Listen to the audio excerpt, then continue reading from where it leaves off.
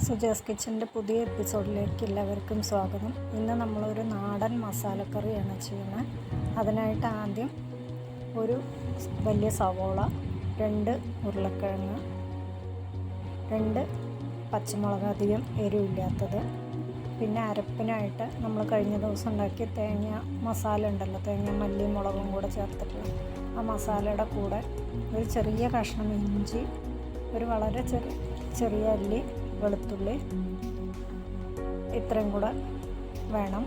പിന്നെ അതിൻ്റെ കൂടെ നമുക്ക് ഒരു ചിക്കൻ മസാലയോ മീറ്റ് മസാലയോ എന്തെങ്കിലും ഒരു മസാല കൂടെ ചേർക്കാം. കഷ്ണങ്ങൾ ആദ്യം വെള്ളമൊഴിച്ച് ഉപ്പും മഞ്ഞൾപ്പൊടിയും കുറച്ച് കറിവേപ്പില ഇട്ടിട്ട് നന്നായിട്ട് വേവിച്ചെടുക്കുക. വേവിച്ചെടുത്ത കഷ്ണങ്ങളിലേക്ക് നമ്മുടെ അരപ്പ് നന്നായിട്ട് മഷി പോലെ അരച്ച് ചേർക്കുക. ആ അരപ്പ് ചേർത്ത് അതിൻ്റെ കൂടെ ഒരു 1/2 ടീസ്പൂൺ ഗരം മസാല അല്ലെങ്കിൽ ചിക്കൻ മസാല ഏതാണെന്ന് വെച്ചാൽ അതും കൂടെ ചേർത്ത് ആവശ്യത്തിന് വെള്ളം കൂടി ചേർത്ത് നന്നായിട്ട് തിളപ്പിക്കുക.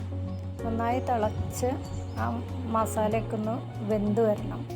അങ്ങനെ വെന്ത് വരുമ്പോൾ നമ്മൾ കുറച്ച് കറിവേപ്പില, മല്ലിയില ഒക്കെ ഇടാം. ഞാനിപ്പോൾ ഇവിടെ കറിവേപ്പില മാത്രമാണ് ഇട്ടിട്ടുള്ളത്. നാടൻ ടേസ്റ്റ് വേണ്ടവർക്ക് കറിവേപ്പില മാത്രം ഇടുന്നതായിരിക്കും നല്ലത്. അത് നന്നായി തിളച്ച് കഴിഞ്ഞാൽ പിന്നെ നമുക്കതിലേക്ക് ഒരു വറവിനായിട്ട് ചെറിയ ഉള്ളി വെളിച്ചെണ്ണയിൽ നന്നായി ചോക്കനെ മൂപ്പിച്ചിട്ട് ചേർക്കാം. നന്നായിട്ട് ചോക്ക് മൂപ്പിച്ച് ചേർക്കണം.